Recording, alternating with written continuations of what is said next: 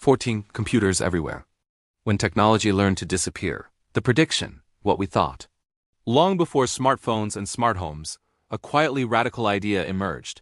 Computers would vanish into the background. They wouldn't disappear in the sense of going away. They would disappear by becoming everywhere. Embedded in walls, appliances, clothing, vehicles, and infrastructure.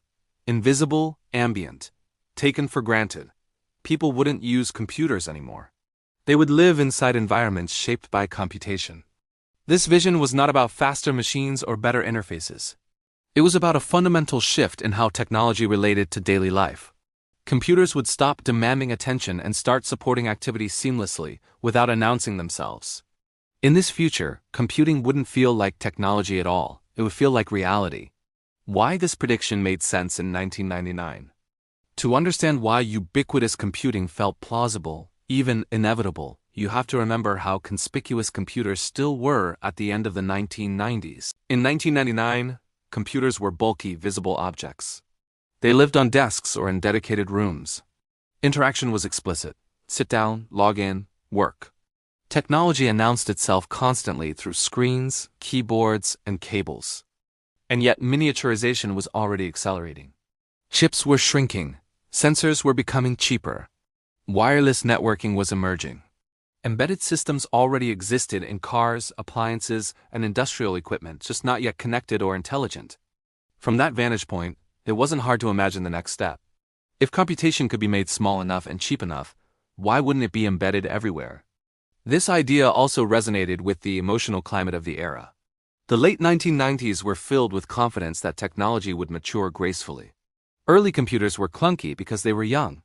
As they evolved, they would become quieter, calmer, and more humane.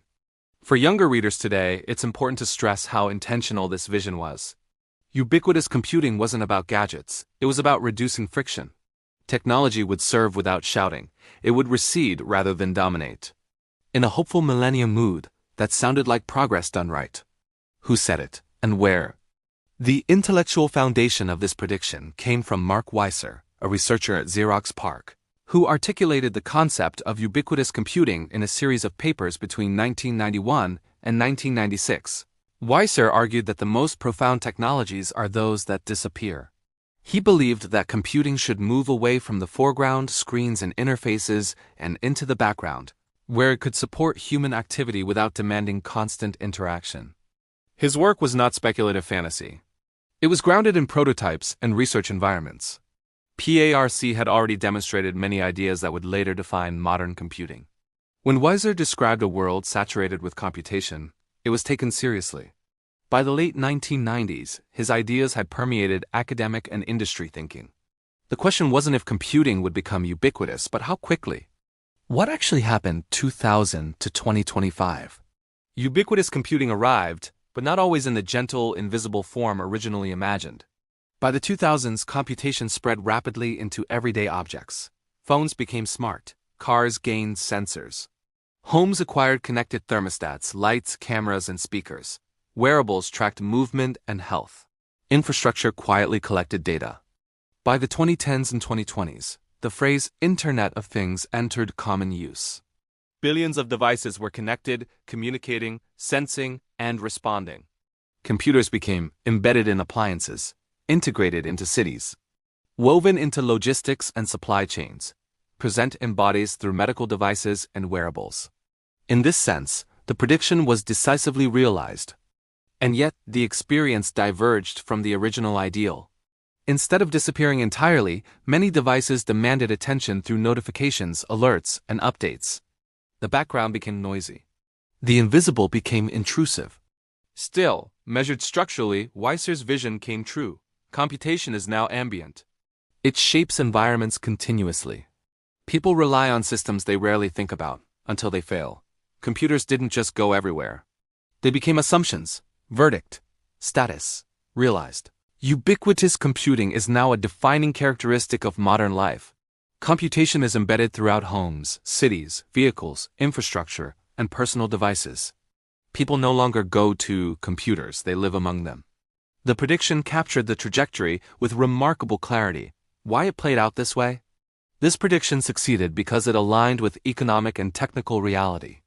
As chips became cheaper and smaller, embedding computation became the default choice. Sensors enabled automation, connectivity enabled coordination, data enabled optimization. Once these pieces aligned, ubiquity followed naturally. What differed from the original vision was attention. Weisser imagined calm technology, systems that quietly supported human goals. The commercial reality often favored engagement, data collection, and alerts. The technology disappeared structurally, but not psychologically. Even so, the core insight held. The most important computers are now the ones we barely notice. What this prediction teaches us about the future. This case highlights an important forecasting lesson. The direction of change can be right even when the texture is wrong. Weisser predicted ubiquity, not business models. He anticipated invisibility, not notifications. The future delivered computers everywhere, but attached incentives he didn't fully account for. From the hopeful vantage point of the 1990s, ubiquitous computing felt like liberation from clunky machines. From the lived reality of 2026, it feels like living inside systems we rarely see but constantly depend on. Both are true. One sentence takeaway. We imagined computers would disappear, and they did, by dissolving into the fabric of everyday life.